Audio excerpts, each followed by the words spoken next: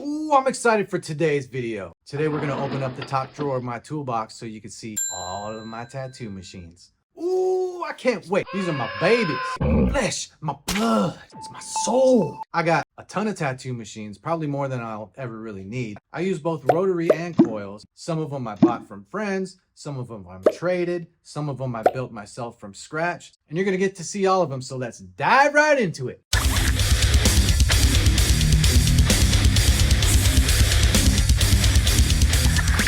What's going on, everybody? I'm Ben Verhoek. We're inside Pastime Tattoo, and you're watching Tattooing with Ben. I have a variety of machines that I use for different purposes. Some machines are for lining, some machines are for shading, some machines are for color packing, some machines are for making dots, some machines are for soft black and gray, some machines are for choppy whip shading.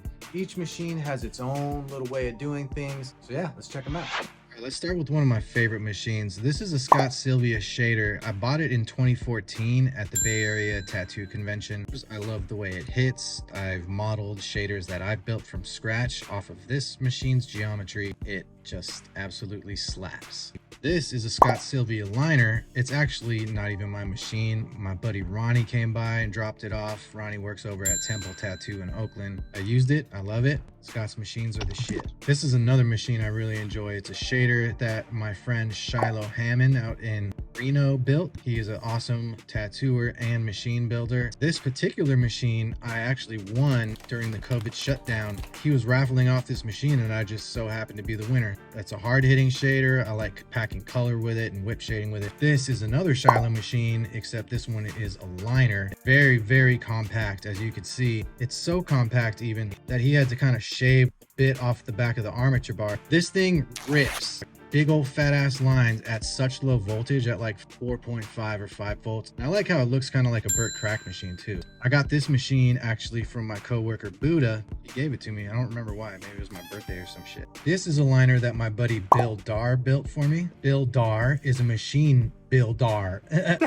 It's a liner. It's actually very fast and it hits very hard. It's for the big stuff. Plus, I love the way it looks. Here's another one that Bill Darr built. When Bill was about to open his shop in Oakland, Good Tattoo, COVID hit, so he wasn't able to open. So we were tattooing over here with our windows covered, so he came over here to tattoo with us. So as a thank you, he built this machine for me. It says Ben right there on the armature bar. Made a little thing right here because my clip cord was touching this little brace right here and causing it to short. It's not the prettiest thing there, but it works. Little blackie frame too.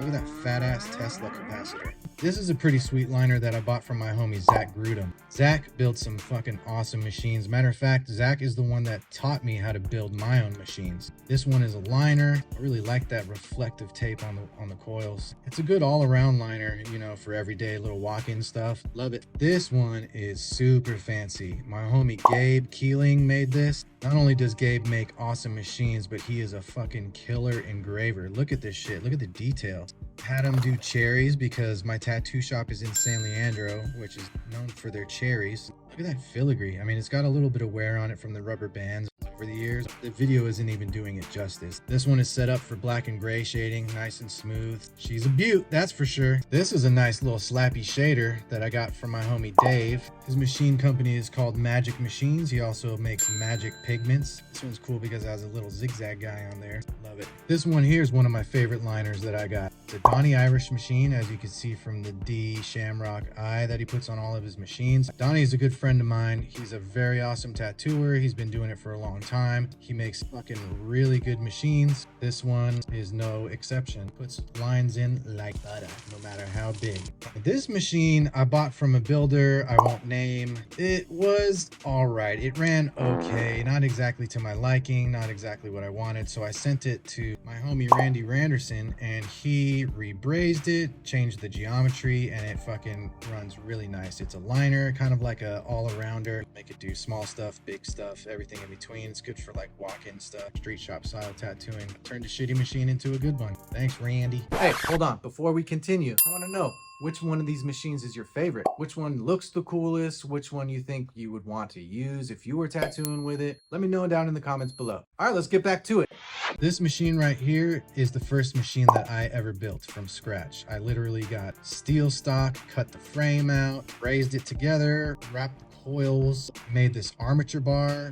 I cut the springs, I made the binding posts, all that shit. All with the help of my homie Zack Grudem, who showed me the way. I modeled this one after my Sylvia Shader, the first one that I showed in this video. It pretty much runs just the same. Love it forever. This is the second machine I ever built. It's a liner. I also built it with Zack. At the time I was drinking a bunch of Topo Chico, so I put the sticker on there. Cool little key for the vice screw. Got that black and yellow dice on the contact screw. Player shit. Here's another one I built myself from scratch. I call this one the Jawbreaker machine. This one's a quick, zippy liner. I use it for small to medium size groupings. It's super compact. This one I also built from scratch. This one's a shader. It's kind of a softer hitting shader. It does like whip shading, but it's a little softer. So I like to use it for black and gray, traditional. It's cool, not too fancy, not too boring. Does the job. This one I made a while back. The frame I used a big ass washer that I got from Ace Hardware. I had the idea, I thought I'd try it out, raised everything together. These coils I believe I already had. It's not the prettiest thing. It was just kind of an experiment, but it does the job. It runs well. This is another one I built. This was an experiment. I tried doing it once and I fucked up and totally threw away the machine, and then I tried it again and got it right. The side plate is actually from a cast iron trivet. This one's also a liner. It does medium-sized groupings. A little bit on the heavy side, but it looks cool.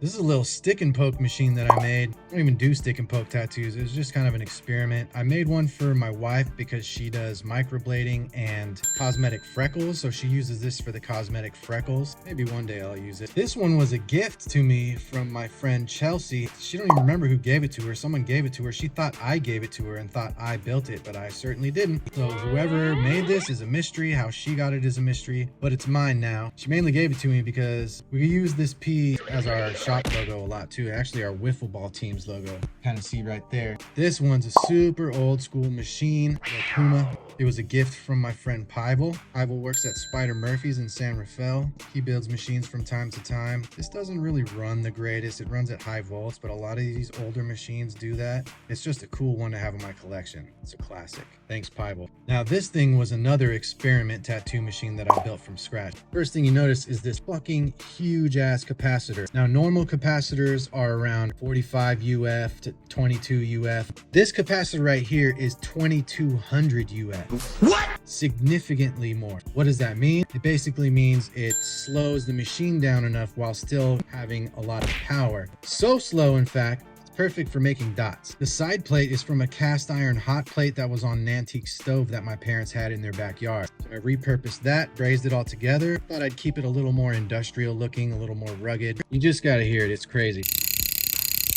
It's like a rattlesnake. And then last but not least, I have the Bishop Liner wand. It's a dildo machine. It's a wireless machine. A lot of people like to make fun of these kinds of machines because of the way it looks and because it's so new, but I don't give a fuck. It works really well for me. It helps me tattoo quicker, very light. I like how there's no back weight behind it. I use coils and I use rotaries. So as much as people like to say you should only use one or the other, there's nothing wrong with using both. At the end of the day, the outcome of the tattoo is what's important, not what the fuck you use to get there. So shut up. All right, that's my top drawer. Those are all my machines. I hope you enjoyed it. Also, if you got any machines that you like to use or any suggestions of machines that I should check out, builders I should check out, boom, let me know in the comments. If you liked the video, you made it all the way to the end, you might as well hit that like button. And if you're not already subscribed to my channel, go ahead and hit that subscribe button and the bell button so that way you could get notified every time a new video drops. All right, thanks for watching. We'll see you next time.